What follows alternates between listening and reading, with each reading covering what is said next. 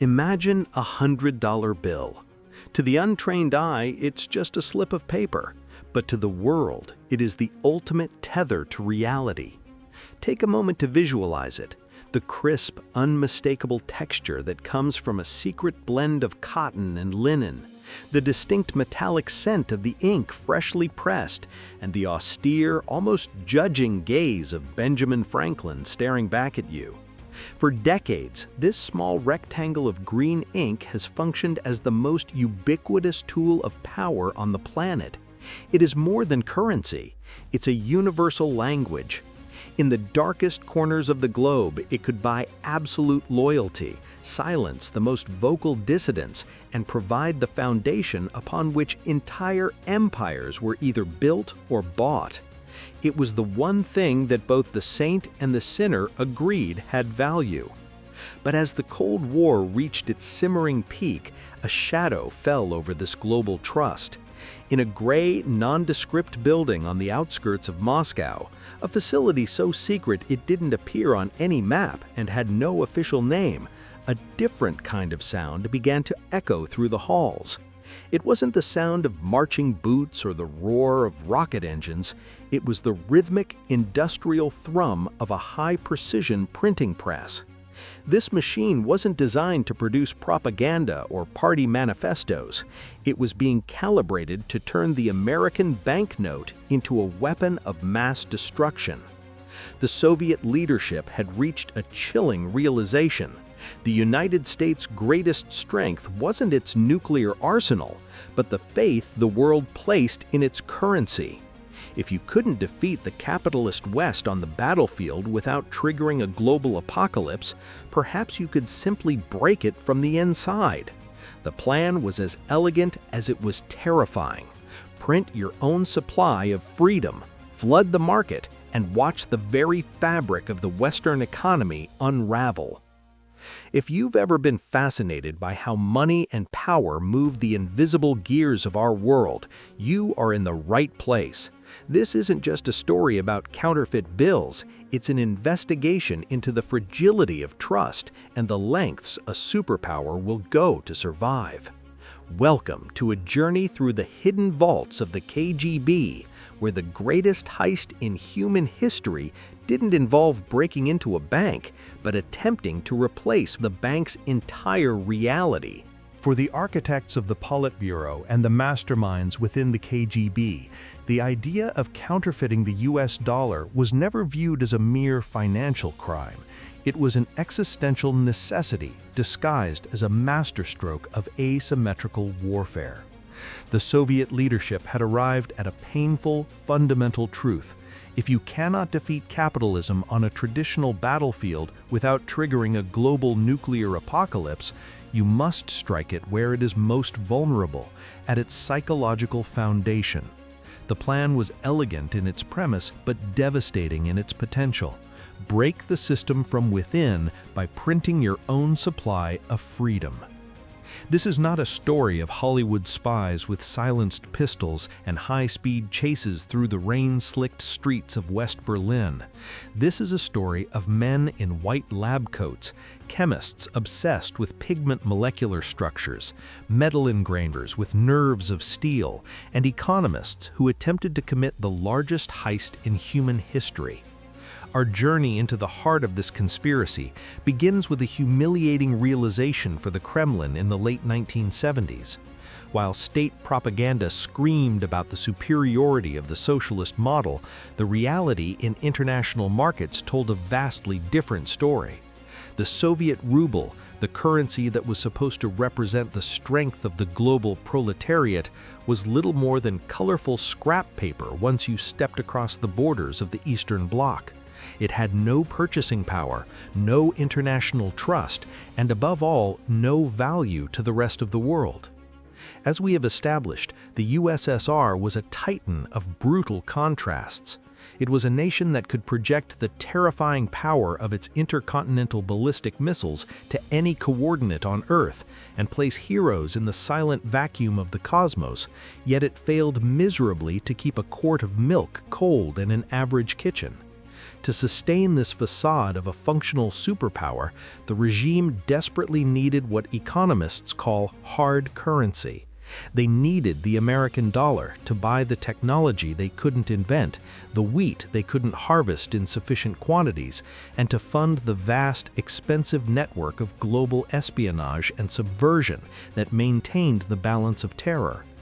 However, the planned economic system was inherently incapable of generating these dollars through legitimate trade at the necessary speed or scale. Bureaucracy stifled innovation, and the quality of export goods was often a punchline in the West. It was against this backdrop of financial and ideological desperation that the KGB and the Central Planning Department reached a dark, pragmatic conclusion. If the world only accepts dollars and we don't have enough dollars for our ambitions, we will simply manufacture our own.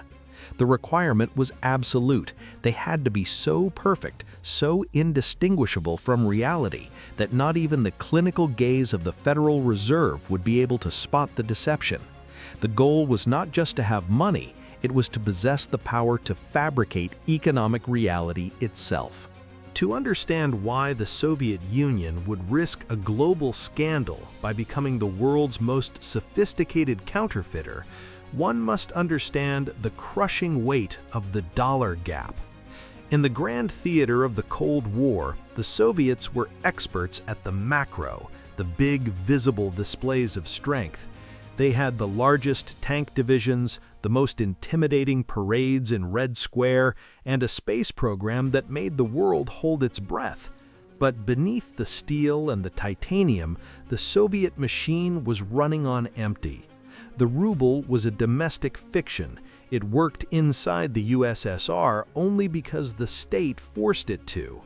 Outside those borders, it was a ghost. By the late 1970s and early 1980s, the Soviet Union had a desperate, almost pathological hunger for Western goods. This wasn't just about luxury items for the elite, it was about survival. They needed high-end industrial computers they couldn't build, specialized medical equipment they couldn't replicate, and, most embarrassingly, millions of tons of grain from the American Midwest to prevent bread lines from becoming a permanent fixture of Soviet life. To get these things, you couldn't pay in rubles. You had to pay in hard currency, the kind of money that could be traded anywhere, from London to Tokyo. And in the 20th century, that meant the United States dollar.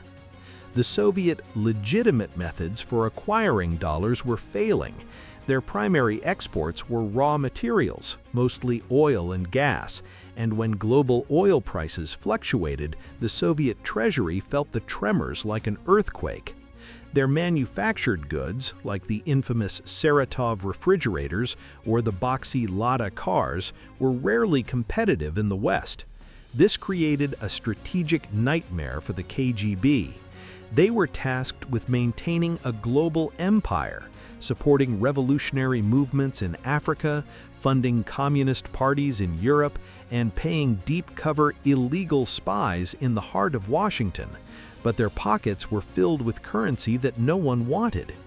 It was a classic bottleneck. The intelligence officers of the KGB, men who were trained to be pragmatic and cold-blooded, saw the absurdity of the situation. They were part of a superpower that could hold the world hostage with nuclear fire, yet they had to haggle for every cent of Western currency just to keep their foreign stations open. The Supernote project was born out of this specific frustration. It was the ultimate shortcut. If the capitalist system was built on a piece of paper that the Soviets couldn't earn through trade, they would simply use their massive industrial military complex to seize the means of production for that paper. They weren't just printing money, they were attempting to hijack the very lifeblood of their enemy's influence. The project was officially categorized as a form of active measures, the KGB's term for psychological and political warfare designed to weaken the enemy's resolve. This wasn't merely a desperate attempt to fill the treasury, it was a mission of systemic sabotage. The Soviet leadership understood a fundamental vulnerability in the American psyche.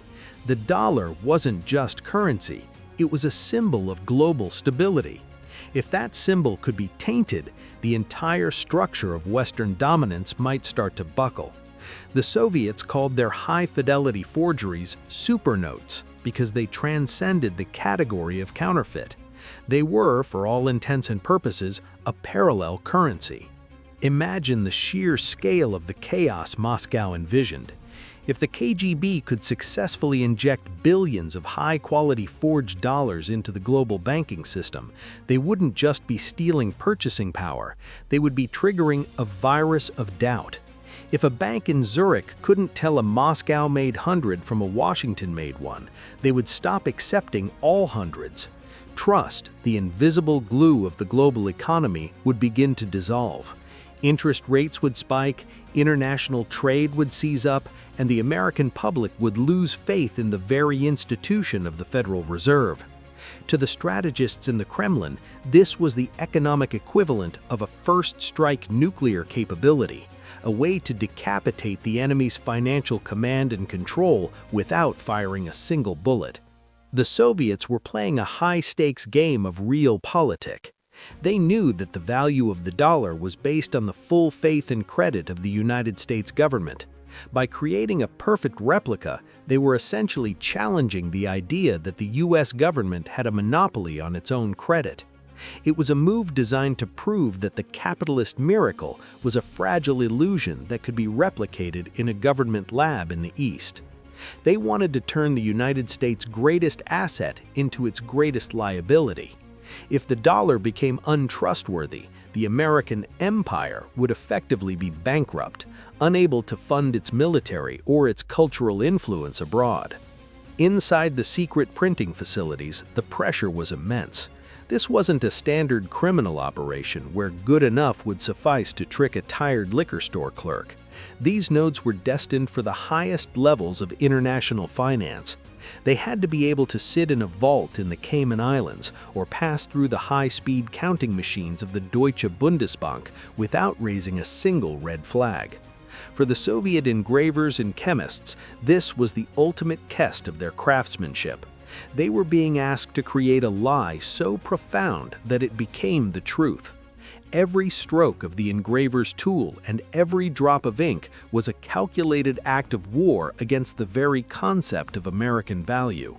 To the average person, a banknote is just paper, but to a materials scientist at the KGB's technical laboratories, the US $100 bill was a fortress of complex textures and chemical secrets. American currency is not made of wood pulp paper. It is a specialized textile, a rugged blend of 75% cotton and 25% linen. To replicate this, the Soviets mobilized their entire industrial complex.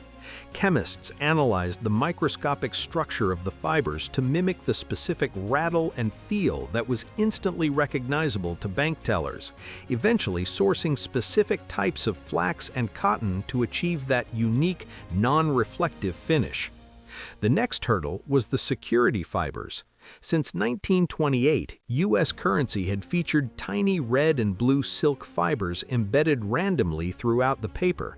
The Soviets had to invent a way to inject these fibers into the wet pulp during manufacturing, so they were part of the paper, not just printed on top. Then there was the ink. The ink on a U.S. banknote is intaglio ink, which sits in thick, raised ridges. It is a magnetic, color-shifting substance that requires massive pressure to apply. In an act of extreme geopolitical irony, the USSR used front companies to illegally import high-end KBA Gioris presses, the same machines used by legitimate national mints from Switzerland and West Germany. While the state-run domestic industry struggled to produce basic household goods, the Kremlin was pouring millions into perfecting the exact chemical composition of Treasury green. This was the ultimate paradox. They were using world-class engineering and stolen Western technology not to improve Soviet lives, but to master a temple of deception, hoping the quality of the lie would bring down the truth of the Western economy.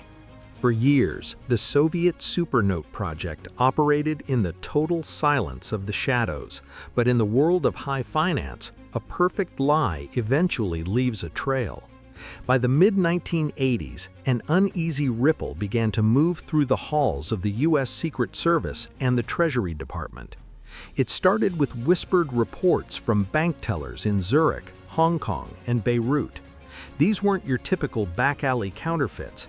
These were notes that felt right, smelled right, and, most disturbingly, passed the standard detector pens and ultraviolet tests used by almost every merchant on Earth. The alarm bells truly began to scream when the Secret Service's forensic labs in Washington, D.C. received a batch of hundreds from the Middle East. Under high-powered electron microscopes, the federal agents saw something that chilled them to the bone. The engraving was nearly flawless. The microprinting was crisp and legible. Even the magnetic signatures of the ink were within the acceptable range of the Federal Reserve's own standards. The Americans realized they weren't looking at a crime. They were looking at a state-sponsored act of economic aggression. This was the birth of a new kind of fear. The Secret Service realized the rules of the game had changed. They dubbed these high-end forgeries supernotes. The intelligence community began to piece together a map of their appearances, which served as a geopolitical roadmap of Soviet influence. The bills were surfacing in the pockets of arms dealers in the Bekaa Valley and in the hands of KGB-backed regimes across Africa. The U.S. government faced a terrifying dilemma. If they went public, they might trigger the very panic the Soviets wanted. So the Americans chose a path of silent, desperate counterespionage. They began a forensic hunt, tracking the chemical isotopes of the ink and the microscopic fingerprints left by specific printing plates.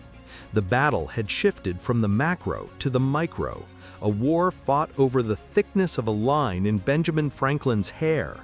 The Secret Service was no longer just chasing criminals. They were in a race against the industrial capacity of the Soviet Union itself. The most difficult part of a heist isn't the theft, it's the spending. For the KGB, having stacks of perfect $100 bills in Moscow was useless unless they could get them into the global economy without raising a red flag. To do this, they constructed a masterpiece of black logistics. The Soviet Union turned to a shadowy network of client states, insurgent groups, and criminal organizations that existed in the cracks between the East and the West.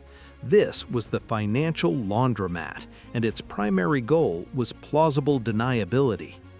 The flow of supernotes followed the path of least resistance. Huge shipments were sent to war-torn hubs like Lebanon. In the counting houses of Beirut, the supernotes were mixed with legitimate currency and used to pay for munitions and intelligence. Once the money entered the local economy, it became almost impossible to trace back to its origin. If a suspicious bill was intercepted in London, the paper trail ended with a middleman in the Middle East, far away from the Kremlin. The KGB also utilized ideological friends, such as the East German Stasi, as distributors. These groups needed funding, and the Soviets were happy to provide it in freshly minted American currency. The supernote became the lubricant for global subversion, paying for safe houses, bribes, and the hardware of revolution. Perhaps the most surreal aspect was how the money was cleansed through Western institutions. The KGB funneled supernotes into high-stakes casinos in Europe and the Mediterranean. Agents would buy millions in chips with forged hundreds, play low-risk games, and then cash out with a check from a legitimate casino or a bag of genuine currency. The Soviet Union was effectively using the West's love for gambling to turn their fake power into real influence. It was a massive shell game designed to ensure that the hand that printed the note was never the hand caught holding it. As the 1980s progressed, the supernote project highlighted a biting irony, the Soviet tech paradox. Inside the ultra-secret labs of the KGB, engineers had mastered the most guarded secrets of American industrial art. They had built a bridge of lies that was as sturdy as the truth. But outside those walls, the country was falling apart. The Soviet Union was arguably the world leader in high-precision counterfeiting, yet it was a failure at basic consumer manufacturing. The same state that could reverse engineer the magnetic signature of the US dollar could not manufacture a reliable toaster or refrigerator for its own citizens. While the Supernote team used top-tier chemical scanners to perfect Franklin's portrait, the average Soviet printer struggled to produce textbooks with clear ink. The USSR was investing its finest minds into perfecting the enemy's currency, while their own ruble was becoming a make-believe ghost currency that couldn't buy a decent pair of boots. This created a strange reality within the Soviet elite. The KGB officers involved lived in a world of high-tech capitalist standards, handling the finest paper and machinery money could buy. They were more intimately acquainted with the quality of American industrial standards than the citizens they were trying to undermine. Every fiber of the cotton-linen blend they analyzed was a reminder of the massive gap between the two empires. While the supernotes circulated in the arms markets of the Baikal Valley, the real Soviet economy entered a death spiral. Oil prices, the USSR's primary source of legitimate dollars, began to collapse. The state was going broke trying to keep up with the Reagan-era arms race. It was a surreal spectacle, a superpower attempting to destroy its rival with fake money, even as its own real system was hollowed out by inefficiency. They had mastered the shadow of the dollar, but they were losing the war for the substance of the future. The American response was a whisper in the halls of power. To admit the dollar was being successfully forged could cause a global financial heart attack. Instead, the U.S. launched a multifaceted counteroffensive. The Federal Reserve, the Treasury, and the Secret Service began a project to redesign the dollar and make it unfakeable. The first phase was technical. In 1990, the U.S. introduced significant security changes. They added a polyester security thread that glowed under ultraviolet light and microprinting that would blur if copied. The Secret Service also began a financial containment strategy, working with international banks to install sensors that could detect the specific chemical fingerprint of the Soviet ink. They were vaccinating the global banking system against the Moscow virus. The second phase was intelligence-based. The CIA began tracking the purchase of high-end intaglio presses across Europe, creating a map of the Soviet supply chain. By pressuring manufacturers to report suspicious orders, they squeezed the KGB's ability to maintain their equipment. Finally, there was economic judo. While the Soviets spent billions to perfect a piece of paper, the US leveraged real economic power to crush the Soviet treasury. The push for the Strategic Defense Initiative forced the USSR to divert more funds into a tech race they couldn't afford. Simultaneously, the US worked with allies to keep oil prices low, starving the Kremlin of legitimate hard currency. By the late 80s, the cost of the secret labs and illegal imports was a burden the bankrupt state could no longer bear. Washington didn't just beat the forgery, they made the entire Soviet system obsolete. The conflict did not end with a raid, but with the collapse of an empire. When the Soviet Union dissolved in 1991, the world saw the true scale of the deception. In the abandoned archives of the KGB, historians found the blueprints for an economic war that was as ambitious as it was futile. The verdict is clear. The USSR did not collapse because its forged notes were caught, but because a superpower cannot be sustained on graphic illusions alone. Moscow had mastered the symbol of Western success, the dollar, but they were incapable of replicating the mechanism that gave it value. The dollar was strong because of innovation, productivity, and trust. The Soviets focused on the paper, but they ignored the trust. In a final twist of irony, the very dollars the Soviets tried to destroy became the lifeblood of the new Russia.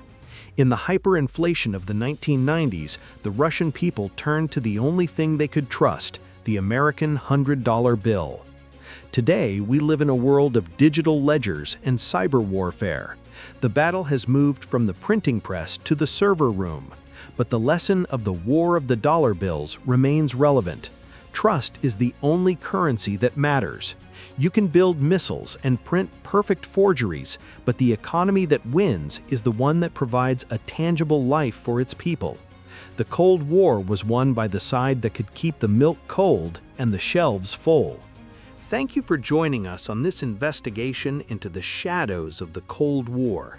If you found it fascinating how a simple piece of paper could become a frontline weapon, subscribe and hit the bell icon. And I want to hear from you in the comments. In an era of digital money, do you think we are facing an even more dangerous kind of supernote today? Your support helps us bring to light the stories that history books often leave in the dark. Stay curious because the biggest secrets are often hiding in plain sight, sometimes even inside your own wallet.